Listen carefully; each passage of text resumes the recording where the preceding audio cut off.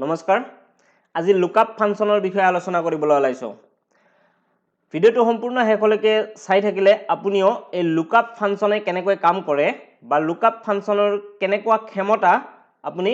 বুজি পাব আশা কৰিছো নিশ্চয় আপুনি ভিডিওটো সম্পূৰ্ণ শেষলৈকে চাই থাকিব এতিয়া আৰম্ভ কৰিম স্ক্ৰীনখনলৈ মন কৰক আমাৰ ইয়াত এমপ্লয় আইডি আছে name sex address phone number এনেকৈ ডাটা কিছুমান আছে আমি এমপ্লয় আইডি লিখিম আৰু সেই এমপ্লয় আইডি জনৰ ফোন নাম্বাৰটো আহি যাব লাগে ধৰক ইয়াত মই এমপ্লয় আইডি লিখি ৰাখিছো ধৰক মই লিখিছো 1004 এই এমপ্লয় জনৰ ফোন নাম্বাৰ আহি যাব লাগে এতিয়া মই লুকআপ ফাংচন ইউজ কৰিম LOOKUP মনত ৰাখিব Vlookup নহয় Hlookup নহয় কেৱল লুকআপ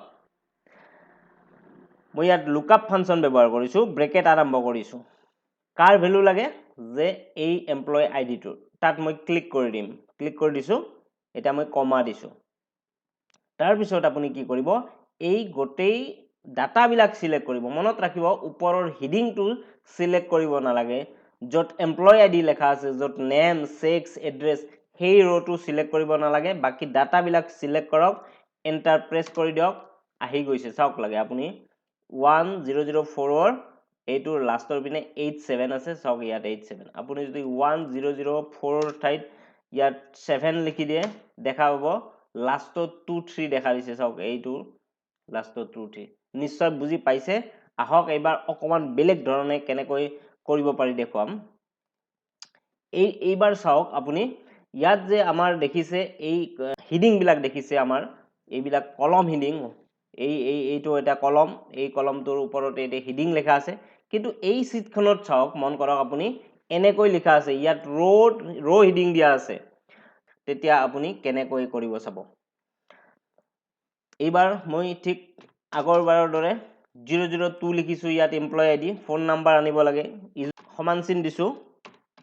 লুকআপ লিখিছো ব্ৰেকেট আৰম্ভ কৰিছো তাৰ পিছত এমপ্লয় আইডিটো ক্লিক কৰি দিছো কমা দিছো তাৰ পিছত হেডিংটো বাদ দি বাকি ডাটা বিলাক মই সিলেক্ট কৰি এন্টাৰ প্ৰেছ কৰি দিছো লগে লগে সেই এমপ্লয় আইডি জনৰ ফোন নাম্বাৰ আহি গৈছে তো এনেকৈ আপুনি সাৰ্চ কৰিব পাৰিব চাওক ইয়াত 44 আছে হেকত ইয়াত 44 আহি গৈছে তো এইটো চেঞ্জ কৰিলে আপুনি চেঞ্জ কৰি চাব পাৰে চেঞ্জ কৰিলে শুদ্ধ আহি আছে পুনৰ এক নম্বৰ খনলৈকে আমি ঘূৰি আহিছো এটা বেলেগ আমি ইয়াত দেখুৱাম ফোন নাম্বাৰ নালাগে ধৰক আপোনাৰ ইয়াত এড্ৰেছ লাগে তেতিয়া কি কৰিব ধৰক মই এই যেটো কলম এটো ডিলিট কৰি দিম ইয়াত এড্ৰেছ লিখিম ইয়াত এড্ৰেছ আনিছো মই এড্ৰেছ লাগে ধৰক আমি এড্ৰেছ কেনেকৈ আনিম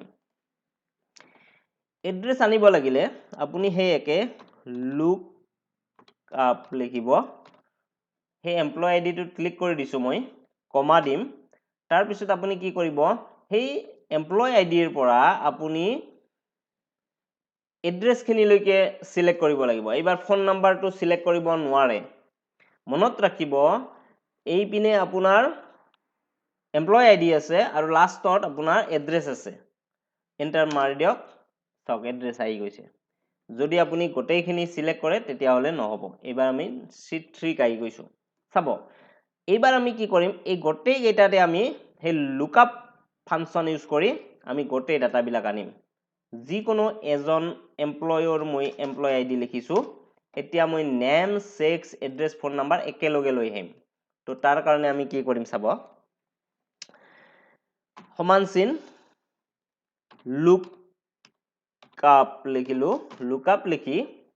এই যেটো এমপ্লয় আইডি তাত ক্লিক কৰি দিম আৰু F4 প্ৰেছ কৰিম F4 মনত ৰাখক F1 ৰ পৰা F12 লৈ কিবোৰ্ডৰ ওপৰত আপোনাৰ যে ফাংচন কি আছে তাৰে F4 মনত ৰাখিব হয়তো F4 মাৰি দিব এবাৰ তাৰ পিছত কমা দিব F4 এ কি কৰিব সেই ঘৰটোক ধৰি ৰাখিব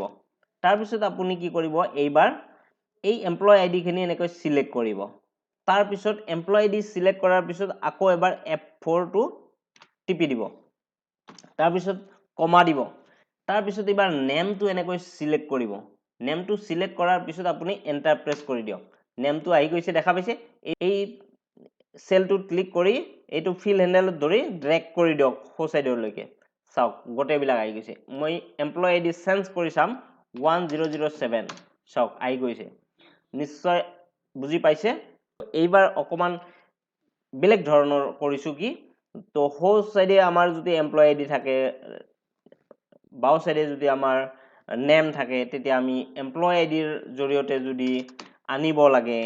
নেমটো কেনেকৈ আনিম চাব ইজুকেল lookup আমি এমপ্লয় আইডিত ক্লিক কৰিব লাগিব তাৰপিছত কমা দিছো তাৰপিছত আমি সেই এমপ্লয় আইডি খিনি সিলেক্ট কৰিছো মনত ৰাখিব হেডিং সিলেক্ট কৰা নাই তাৰপিছত কমা দিছো তাৰপিছত আমি এই নামখিনি সিলেক্ট কৰিছো তাৰপিছত আমি ব্ৰেকেট হেক কৰি এন্টাৰ প্ৰেছ কৰিছো চাওক আহি গৈছে 002 ৰ নেম হৈছে হৰি 1001 চাওক ৰাম আহি গৈছে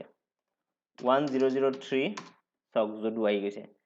নিশ্চয় এই লুকআপ ফাংচনৰ কাম আপুনি বুজি পালে যদি আমাৰ এই ভিডিওটো ভাল লাগিছে এই ভিডিওটো লাইক কমেন্ট কৰাৰ উপৰিও শেয়াৰ কৰিবলৈ আপুনি নাপাহৰিব আজিলৈকে ইমানে ধন্যবাদ